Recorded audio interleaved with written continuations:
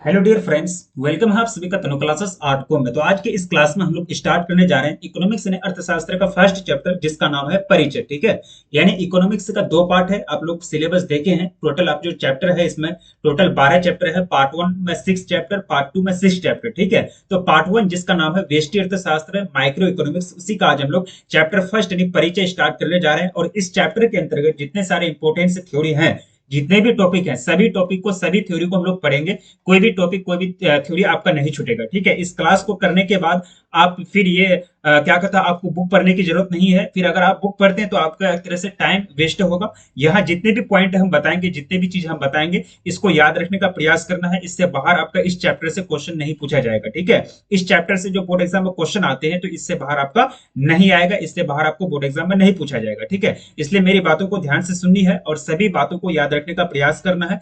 ठीक है, तो चलिए स्टार्ट करते हैं। इकोनॉमिक्स रखे हैं, बहुत ही इजी सब्जेक्ट है और इंटरेस्ट के साथ आपको ये सब्जेक्ट पढ़नी चाहिए, क्योंकि इसमें थोड़ा सा आपका माइंड एक्टिव होकर वर्क करता है। ठीक है, बाकी सब सब्जेक्ट में तो कहानी और स्टोरी जैसा लगता है। ठीक है, लेकिन ये सब्जेक्ट काफी एक तरह से इंटरेस्टिंग सब्जेक्ट है। आप लोगों को पूरा पॉजिटिव सोच के साथ ये सब्जेक्ट को पढ़नी चाहिए। ठीक है, तो चलिए स्टार्ट करते हैं। सबसे पहले हम लोग परिचय के अंतर्गत देखेंगे। देखिए, चैप्टर का नाम है परिचय और हर एक चैप्टर का हम परिचय देते हैं। ठीक है, चाहे वो आपका ज्योग्राफी हो या फिर आपका हिस्ट्री, पॉलिटिकल साइंस, कोई भी सब्जेक्ट के चैप्टर हो, वहां हम परिचय देते हैं। यानी इस चैप्टर के अंतर्गत हम लोगों को क्या क्या पढ़ना है। ठीक है, चैप्टर का नाम काफी इंटरेस्टिंग है, इंट्रोडक्शन। तो इसमें ज्यादा जो थ्योरी है वो आपको हर चीज समझ में आ जाएगा। कोई ऐसा टॉपिक नहीं है जो आपको समझ में ना आए। ठीक है, तो इस अध्याय के अंतर्गत मुख्य रूप से हम लोग जो पढ़ेंगे, अर्थव्यवस्था क्या होता है, यानी इकोनॉमी।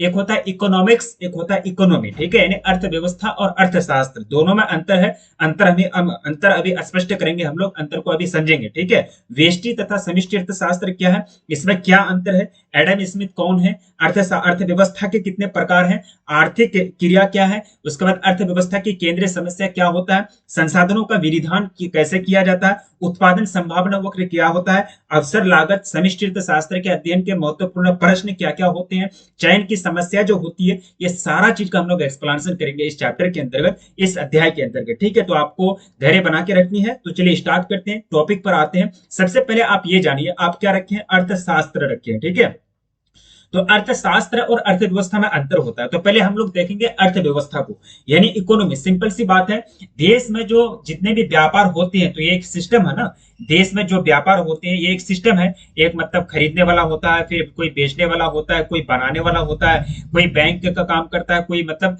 जितने भी लोग हैं वो कहीं ना कहीं देश में एक दूसरे के लिए हेल्प करते हैं, एक दूसरे को मतलब एक तरह से सुविधा प्रदान करते हैं, एक दूसरे से कनेक्टेड है। तो ये क्या हो रही है, एक चैन का निर्माण हो रहा है, यानी एक सीरीज का निर्माण हो रहा है। ठीक है, तो देश में जो ये व्यवस्था है, उत्पादन की व्यवस्था, चयन की व्यवस्था, विनिमय की व्यवस्था, लेन देन की व्यवस्था, तो इसी को क्या बोला जाता है, इकोनॉमी यानी अर्थव्यवस्था बोला जाता है। इकोनॉमिक्स नहीं, इकोनॉमी। ठीक है, अर्थव्यवस्था, अर्थशास्त्र नहीं। अर्थशास्त्र आपका बुक का नाम है। ठीक है सॉरी। तो अर्थव्यवस्था एक ऐसी व्यवस्था है, यानी ऐसा सिस्टम है जिसमें देश यानी समाज के सभी आर्थिक क्रियाकलापों, यानी इकोनॉमिक एक्टिविटी किसको बोलते हैं, उत्पादन, विनिमय का अध्ययन, ये सब का विश्लेषण आर्थिक अभिकर्ता यानी जैसे उपभोक्ता के साथ जोड़कर सुगमता पूर्वक अध्ययन करते हैं, उसी को क्या बोलता है, अर्थव्यवस्था कहा जाता है। ठीक है, ये हम परिभाषा डेफिनेशन जो हम अपने अनुसार लिखे हैं, तो आपको जरूरी नहीं है कि यह डेफिनेशन को याद रखना है, इसी को रटना है। आपको समझने के बाद आप खुद इससे भी बेस्ट, इससे भी बेटर अपना एक्सप्लेनेशन कर सकते हैं, इससे भी बेस्ट आप डेफिनेशन लिख सकते हैं अर्थव्यवस्था क्या होता है। ठीक है, तो अर्थव्यवस्था एक सिस्टम है। क्या है, एक सिस्टम है, यानी एक प्रणाली है जिसमें देश के, समाज के या फिर देश के किसी विशेष समाज, किसी विशेष देश के उत्पादन, विनिमय यानी लेन देन, जो भी मतलब बिजनेस वगैरह होता है, ये सारा चीज संपन्न की जाती है। ठीक है, या अब चलिए यहाँ आपको समझ में नहीं आया, फिर हम दूसरा डेफिनेशन देखते हैं। अर्थव्यवस्था उत्पादन, वितरण और उपभोग की सामाजिक व्यवस्था, यानी सोशल सिस्टम। यानी समाज में क्या होता है, कोई लोग किसी चीज का उत्पादन करते हैं, ठीक है, कोई होटल वगैरह चला रहे हैं, ठीक है, किसी चीज का कोई किसान के यहाँ उत्पादन करते हैं, कोई होटल वगैरह चला रहे हैं, वो सामान का वितरण करते हैं, पैसा उसी से लेते हैं। उपभोग, हम लोग क्या है, उपभोक्ता है, हम लोग खरीदते हैं। तो ये क्या है, एक तरह से बॉन्डिंग है ना, ये एक व्यवस्था है। तो अर्थव्यवस्था उत्पादन, वितरण और उपभोग की सामाजिक व्यवस्था, ये शॉर्ट क्लिप है, यानी शॉर्ट टाइप से आप ये याद रख सकते हैं। फिर चलिए अगर हम संधि विच्छेद करके देखते हैं अर्थव्यवस्था का, यानी संधि विच्छेद अगर करें, ठीक है, तो संधि विच्छेद करने पर दो शब्द यानी अर्थ एवं व्यवस्था प्राप्त होता है। अर्थ का मतलब क्या होता है, एक तरह से मीनिंग, व्यवस्था यानी व्यवस्था, अर्थव्यवस्था, ठीक है, जिसमें अर्थ का मतलब मुद्रा है। यहाँ देखिए अर्थ का मतलब क्या हो जाएगा, मुद्रा, यानी अर्थात यानी धन, तथा व्यवस्था का मतलब एक सुव्यवस्थित कार्य प्रणाली से है। समझ गए?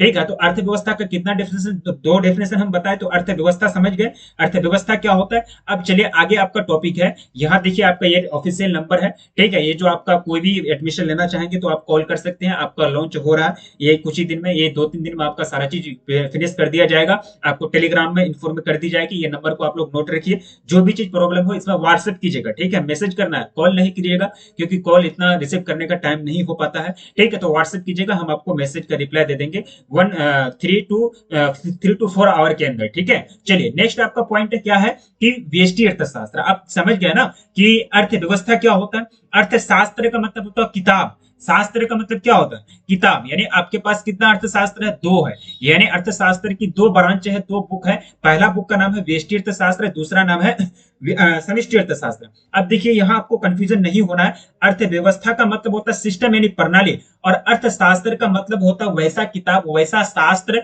जिसमें अर्थव्यवस्था के बारे में हम लोग स्टडी यानी अध्ययन करते हैं, उसी को क्या बोला जाता है, अर्थशास्त्र बोला जाता है, ठीक है। अब चलिए आपके सिलेबस में आपके 12th क्लास में टोटल दो बुक है, पहला बुक का नाम है व्यष्टि अर्थशास्त्र यानी माइक्रो इकोनॉमिक्स, दूसरा बुक का नाम है मैक्रो इकोनॉमिक्स यानी समष्टि अर्थशास्त्र, ठीक है। तो चलिए व्यष्टि अर्थशास्त्र को हम लोग देखते हैं, यानी माइक्रो इकोनॉमिक्स को देखते हैं, तो इसमें किसी एक फॉर्म में एक परिवार या फिर किसी एक व्यक्ति के आर्थिक क्रियाकलाप का हम लोग स्टडी यानी अध्ययन करते हैं। अगर मान चलिए कोई अर्थव्यवस्था में बहुत बड़े बड़े उद्योगपति हैं, पूरा सिस्टम का हम लोग एक ही बार में अध्ययन तो नहीं कर सकते है ना। मान चलिए कोई एक उत्पादक यानी कोई एक पार्टिकुलर उपभोक्ता के बारे में हम लोगों को स्टडी करना है, ताकि अर्थव्यवस्था में एक मूल्यांकन किया जा सके, यानी एक वैल्यूएशन निकाला जा सके, ठीक है। तो वो जो स्टडी करेंगे ना हम लोग, तो वो किसके अंतर्गत आएगा, व्यष्टि अर्थशास्त्र के अंतर्गत आएगा, ठीक है।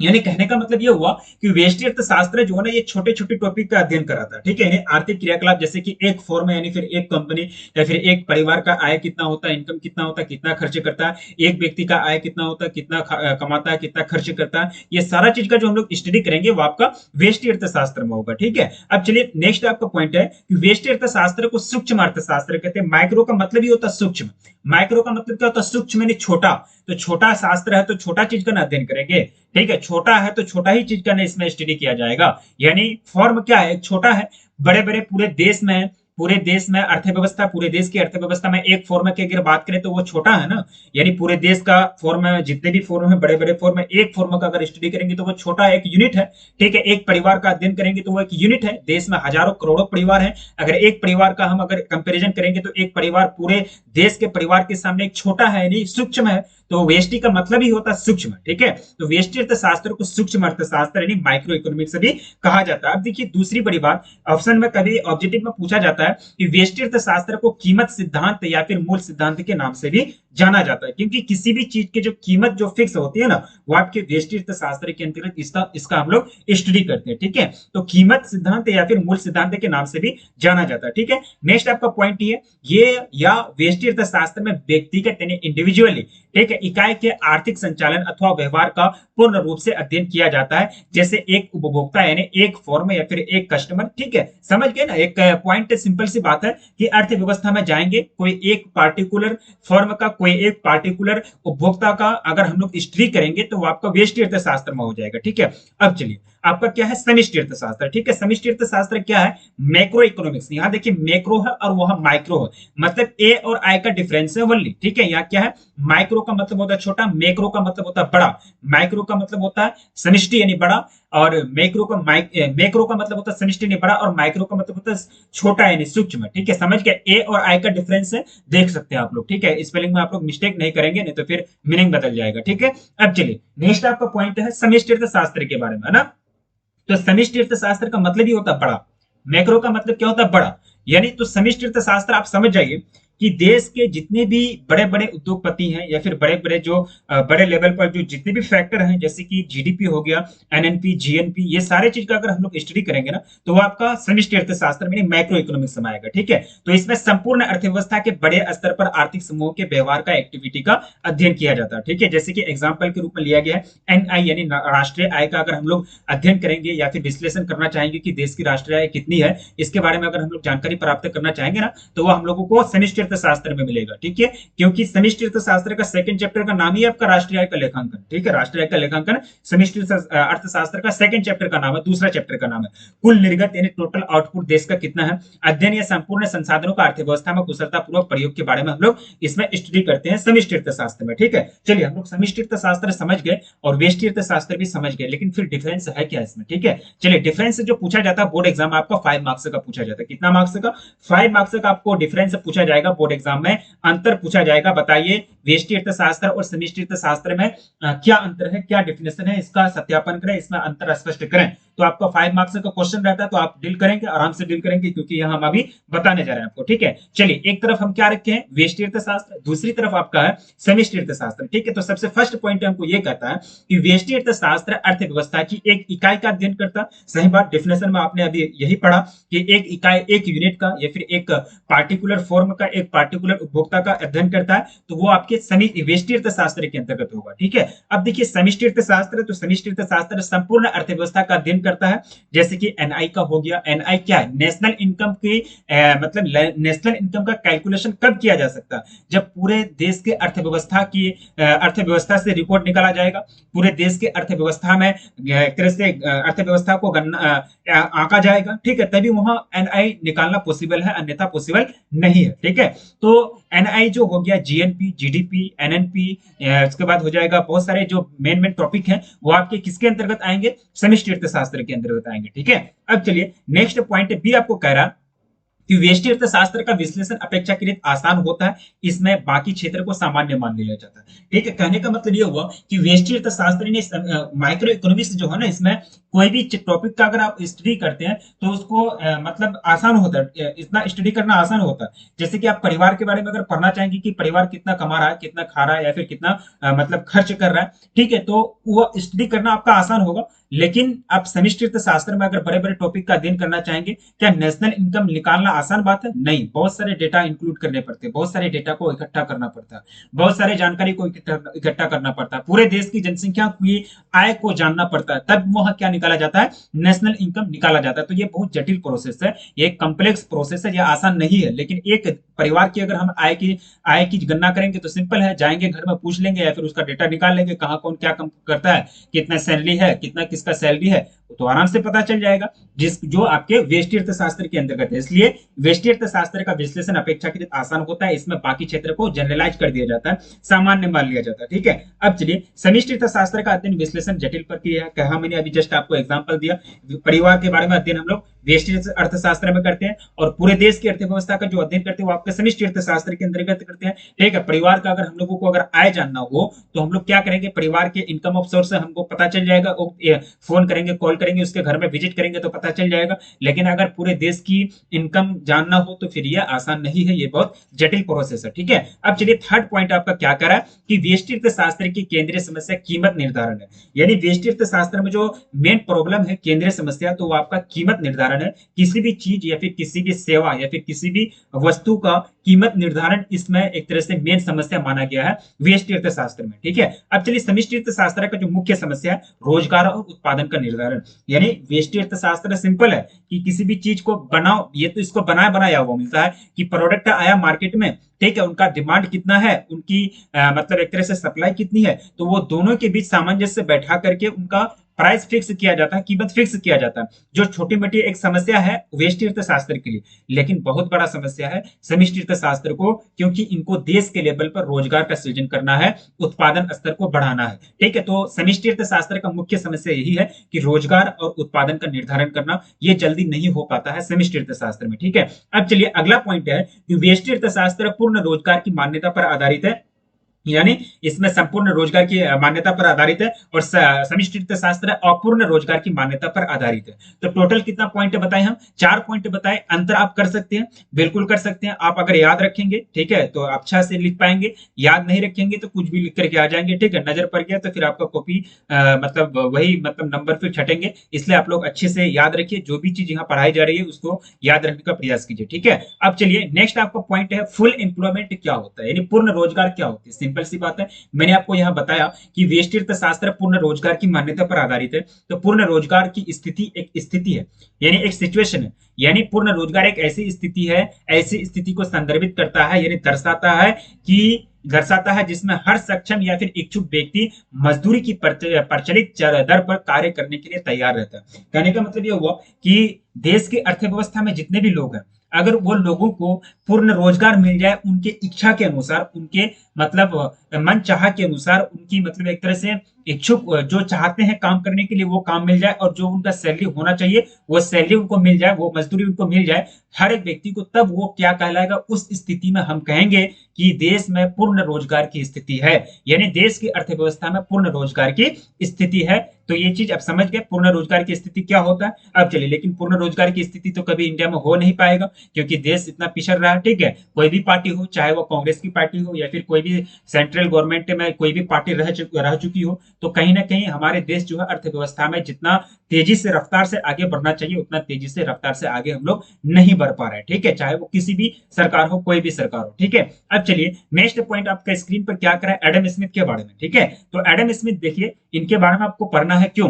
क्योंकि ये जो है आपके फादर ऑफ इकोनॉमिक कहलाते हैं। ठीक है, यानी फादर ऑफ इकोनॉमिक्स कहलाते हैं। ठीक है, इनको आधुनिक अर्थशास्त्र की इकोनॉमी नहीं, सॉरी हम गलत बोल दिए, इकोनॉमिक्स। ठीक है ना, फादर ऑफ इकोनॉमिक्स, यानी इनको आधुनिक अर्थशास्त्र के जनक माना जाता है। इन्होंने दार्शनिक शास्त्र में भी प्रशिक्षण प्राप्त किया। अब देखिए, यह आदमी अर्थशास्त्र में तो माहिर है ही, ऊपर से दर्शन शास्त्रिक यानी दार्शनिक शास्त्र में भी इन्होंने मतलब ट्रेनिंग लिया हुआ था। ठीक है, अब चलिए नेक्स्ट आपका पॉइंट ये है कि एडम स्मिथ स्कॉटलैंड के निवासी थे। वो कहाँ के रहने वाले थे? स्कॉटलैंड के रहने वाले थे, और ग्लासगो यूनिवर्सिटी में प्रोफेसर थे। कुछ तो व्यवसाय होगा ना, कुछ तो काम करते होंगे। ठीक है, तो वो क्या कर रहे थे? ग्लासगो यूनिवर्सिटी के प्रोफेसर थे, और वो इकोनॉमिक्स में बहुत ही ज्यादा माहिर थे। और एडम स्मिथ की पुस्तक का नाम है an inquiry into the nature and causes of wealth of nations, जो 1776 ईस्वी में प्रकाशित हुई थी। ठीक है, 1776 ईस्वी में ये मतलब प्रकाशित हुई थी, छप के तैयार हो गया था। An inquiry into the nature and causes of wealth of nations, काफी फेमस बुक है, ये बार बार पूछा भी जाता है आप लोगों को। ठीक है, तो ये चीज आप याद रखेंगे। अब चलिए नेक्स्ट आपका पॉइंट क्या कह रहा है कि एडम स्मिथ से पहले फ्रांस के फिजियोक्रेट्स राजनीतिक अर्थशास्त्र के महान विचारक थे। कहने का मतलब ये हुआ कि पहले सचिन तेंदुलकर थे, तो अभी कौन है? विराट कोहली है, या फिर उनके जगह कोई भी लिए हैं, इतना तो हम मैच देखते नहीं, आपको जानकारी नहीं है। ठीक है, तो अभी जो भी हैं, तो कहीं ना कहीं जो भी लोग रह चुके हैं, तो उनका ना उनके स्थान पर कोई और लोग थे। ठीक है, अगर एडम स्मिथ फेमस थे तो उनके स्थान पर कोई थे ना पहले, तो कौन थे? फिजियोक्रेट्स। ठीक है, फिजियोक्रेट्स राजनीतिक अर्थशास्त्र के महान विचारक थे, जिनका जगह ले लिया एडम स्मिथ ने आकर के। ठीक है, तो यहां आपका ये टॉपिक समझ में आ गया। अब चलिए नेक्स्ट आपका पॉइंट है, मुख्यतः अर्थव्यवस्था की 3 प्रकार होती है। अर्थशास्त्र का कितना प्रकार होता है? ये भी बहुत टाइप है। अर्थशास्त्र तो किताब का नाम है ना, आपका व्यष्टि और समष्टि आपका 12th क्लास में आके बटा है। आप जाएंगे व्यष्टि, आपका इकोनॉमिक्स में अगर आप जाएंगे कि आगे और पढ़ना चाहेंगे, तो आगे और आपका ब्रांच खुल जाएगा, और अभी और वहां जाकर के डिवाइड हो जाएगा बहुत सारे ब्रांचेस। ठीक है, तो अर्थशास्त्र बहुत है, बहुत सारे किताब हैं। ठीक है, तो अर्थव्यवस्था जो मुख्यतः है, अगर आपको पढ़नी है, मुख्यतः जो आपके बोर्ड एग्जाम में पूछे जाते हैं ना, तो वो आपके तीन ही प्रकार की अर्थव्यवस्था के इसमें एक तरह से जिक्र किया जाता है, उसका एक्सप्लेनेशन मतलब किया जाता है। ठीक है, अब देखिए, पूंजीवादी अर्थव्यवस्था, समाजवादी और मिश्रित। ठीक है, अगर आप लोग 10th क्लास ईमानदार से पढ़े हैं तो ये आपको नया नहीं लगता होगा, ये समझा हुआ, देखा हुआ, जाना पहचाना वर्ड लगता है। ठीक है, पूंजीवादी, समाजवादी और मिश्रित। ठीक है, समझ गए। एग्जाम्पल के तौर पर पूंजीवादी अर्थव्यवस्था किसका है? अमेरिका का। समाजवादी अर्थव्यवस्था यूएसएसआर यानी आपके रसिया अपना रहे थे। ठीक है, मिश्रित अर्थव्यवस्था भारत की अर्थव्यवस्था। समझ गए, तो 3 प्रकार की अर्थव्यवस्था मुख्यतः आपको पढ़नी है, इसके अलावा आपको नहीं पढ़नी है। ठीक है, अब चलिए आर्थिक क्रिया क्या होता है, इकोनॉमिक एक्टिविटी क्या होता है? इकोनॉमिक एक्टिविटी ने आर्थिक क्रिया किसको बोलते हैं? तो मानव द्वारा की जाने वाली वह सारी क्रियाएं जिससे धन अर्जित होती है, अर्थात आय की प्राप्ति होती है, वो क्या कहलाएगा? आर्थिक क्रिया कहलाएगा। सिंपल सी बात है, अर्थव्यवस्था के क्षेत्र में जो भी कार्य हो रहा है और उनसे अर्थव्यवस्था सकारात्मक वे की ओर बढ़ रहे हैं और लोगों को आय की प्राप्ति होती है, लोग धन अर्जित करते हैं, तो वैसी क्रिया को आर्थिक क्रिया यानी इकोनॉमिक एक्टिविटी कहेंगे। ठीक है, सिंपल सी बात है, 2 लाइन में बोल दीजिए ना, आर्थिक क्रिया क्या होता है? वैसा क्रिया जिससे आय की प्राप्ति होती है, वैसा क्रिया जिससे आदमी धन की प्राप्ति करता है, वैसा क्रिया जिसको करके आदमी यानी जिसको उपभोक्ता करके अपना जीवन यापन करता करता है, वैसा क्रिया जिसको आदमी करके अपना धन अर्जित करता है, आय अर्जित करता है, अपना एक तरह से भरण पोषण करता है, तो वो सारे क्या कहलाएंगे,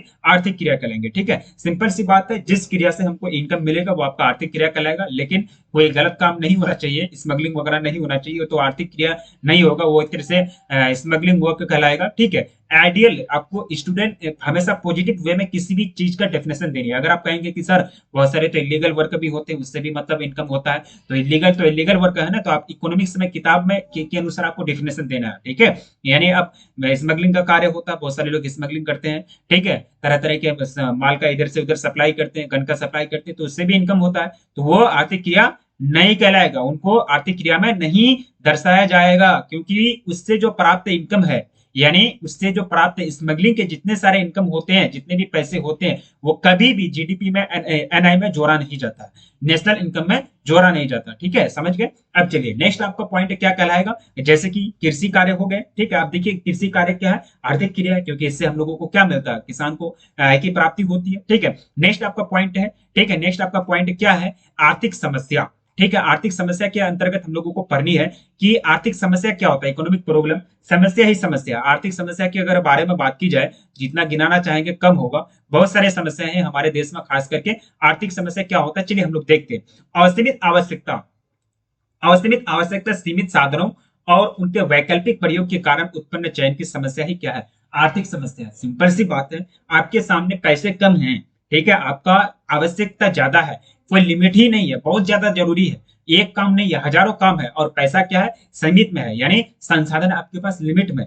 ठीक है, तो उस टाइम आप क्या करेंगे, विकल्प को चुनेंगे कि कौन सा विकल्प को चुने जिससे मेरा काम भी हो जाए और पैसे भी बच जाए। ठीक है, तो वहां आप वैकल्पिक प्रयोग करना चाहेंगे अपने धन का, अपने पैसों का। ठीक है, तो असीमित आवश्यकता होने के कारण और सीमित साधन होने के कारण जो हम लोगों को रणनीति अपनानी पड़ रही है, जो हम लोगों को कष्ट मतलब झेलना पड़ रहा है, जो समस्या उत्पन्न हो रही है, वही आपका क्या कहलाएगा, आर्थिक समस्या यानी इकोनॉमिक प्रॉब्लम्स कहलाएंगे। ठीक है, सिंपल सी बात है, आर्थिक समस्या वैसी समस्या जिससे अर्थव्यवस्था में आय की प्राप्ति करने में एक तरह से समस्या उत्पन्न होती है, आय को प्राप्त करने में जो भी समस्या उत्पन्न होती है वही क्या कहलाएगा, आर्थिक समस्या कहलाएगा। ठीक है, नेक्स्ट आपका पॉइंट देखिए क्या करा कि वस्तुओं और सेवाओं का उत्पादन, विनिमय तथा उपभोग के जीवन के आधारभूत आर्थिक गतिविधियों के अंतर्गत आते हैं, तथा हर समाज यानी देश को इन आधारभूत आर्थिक क्रियाकलापों के दौरान संसाधनों की कमी का सामना करना पड़ता है, और संसाधनों की यही कमी चयन की समस्या उत्पन्न करती है। चयन की समस्या का मतलब क्या होता है, चयन करना मतलब सेलेक्ट करना, चयन का मतलब क्या होता है, सेलेक्ट करना। अगर मान चलिए आपके पास 10 रुपया है और आपके पास दो काम है, पहला काम वैसा काम है जिसको आप नहीं करेंगे तो आप भूखे रह जाएंगे, और दूसरा काम वैसा काम है जिसको आप नहीं करेंगे आगे चल के तो आपको कहीं ना कहीं घाटा हो सकता है, आगे चल के मतलब कोई सिंपल काम है, ठीक है, तो आपको आगे चल के घाटा हो सकता है। तो पहला कौन तो काम करेंगे आप, 10 रुपये पहले खाने का सामान लेंगे ना, जिंदा रहेंगे तभी तो वहां आप क्या किए, आपके सामने बहुत सारे समस्या आ गई, लेकिन आपको चयन करना पड़ा, सेलेक्ट करना पड़ा, एक की तरफ भागना पड़ा, कोई एक ऑप्शन को चूज करना पड़ा। ठीक है, तो ये क्या है, आपके पास समस्या है ना, तो यही आपका क्या कहलाएगा, आर्थिक समस्या कहलाएगा। ठीक है, तो टोटल इसमें जो चैप्टर है आपके समझ के, चैप्टर 1 था आपका परिचय, आर्थिक समस्या समझ गए। अब देखिए केंद्रीय समस्या, ये बार बार बोर्ड एग्जाम में पूछा जाता है। ठीक है, ये बार बार बोर्ड एग्जाम में पूछा जाता है, 5 मार्क्स का, जो आपके पार्ट 2 में आएंगे। पार्ट 1 में जो आपका थ्योरी है वो कवर करा दिया गया, पार्ट 2 में जो भी थ्योरी बचेगा वो हम कवर करा देंगे, पूरा चैप्टर आपका कंप्लीट हो जाएगा, और इससे रिलेटेड जो भी ऑब्जेक्टिव सब्जेक्टिव बोर्ड एग्जाम में पूछे जाते हैं वो हम करा देंगे। ठीक है, काफी इंटरेस्टिंग सब्जेक्ट है और आप लोगों को इंटरेस्ट के साथ पढ़नी है। तो हम लोगों ने पढ़ा कि आर्थिक समस्या क्या होती है, आर्थिक क्रिया क्या है, मुख्यतः अर्थव्यवस्था क्या होती है, एडम स्मिथ के बारे में हम लोगों ने जाना। ठीक है, उसके बाद उससे पहले हम लोगों ने पूर्ण रोजगार की स्थिति क्या होती है, व्यष्टि अर्थशास्त्र, समष्टि अर्थशास्त्र क्या है, समष्टि अर्थशास्त्र डेफिनेशन, व्यष्टि अर्थशास्त्र डेफिनेशन। ठीक है, समझ गए। उससे पहले हम लोगों ने अर्थव्यवस्था के बारे में जाना, अर्थव्यवस्था और अर्थशास्त्र दोनों में अंतर है, ये चीज के बारे में जाना। परिचय में तो आपको यहाँ बता दिया गया, जो भी चीज आपका छूटा है उनके बारे में आपको आगे बता दिया जाएगा नेक्स्ट पार्ट में। ठीक है, पार्ट 2 में जो आपका होगा वीडियो एरी पूरा चैप्टर कंप्लीट कर लिया जाएगा। तो इसी तरह से आप लोग बने रहिए, और चैप्टर 1 को, ये पार्ट 1 है, तो आप लोग दोस्तों में जम करके एक बार शेयर कर दीजिएगा। चैनल पर पहली बार विजिट कर रहे हैं तो प्लीज चैनल को सब्सक्राइब कर लीजिए, और ये जो नंबर है ये नंबर को आप लोगों को सेव करके रखना है। ठीक है, 9263024692, ये नंबर पर जो भी प्रॉब्लम हो, जो भी आपको चीज लेना है, व्हाट्सएप मैसेज करना है, सारा चीज आपको मिल जाएगा। ठीक है, और एप्लीकेशन को डाउनलोड कर लेना है, क्या है, एप्लीकेशन को, ऐप को डाउनलोड कर लेना है। ठीक है, ताकि सारा चीज आप लोगों को मिल जाए ऐप में, और वहां क्योंकि ऐप में सारा चीज आपको मिलेगा, कोई इसमें दोहराई वाली बात नहीं है, और सारा चीज वहां मिलेगा। और इसी तरह से आप लोग पढ़ाई कीजिए, इसी तरह से आप लोग मतलब बढ़ते आगे बढ़िए और अच्छा तरह से पढ़ाई कीजिए। और अच्छा, मैं कम से कम एक बात मैं बता दूं, 80% मार्क्स लाने के लिए कम से कम अभी से आपको पूरा जान जी लगा के लगना पड़ेगा, ठीक है। यानी पूरा तरह से आप लोगों को लग जाना पड़ेगा पढ़ाई में, ठीक है। कम से कम 80% लाने के लिए आपको तो पूरा मेहनत करना पड़ेगा, ऐसे नहीं आ जाता बच्चों का 80%, ठीक है। तो आप लोग इसी तरह से बने रहिए, और टेलीग्राम चैनल से बहुत सारे लोग नहीं जुड़े हैं।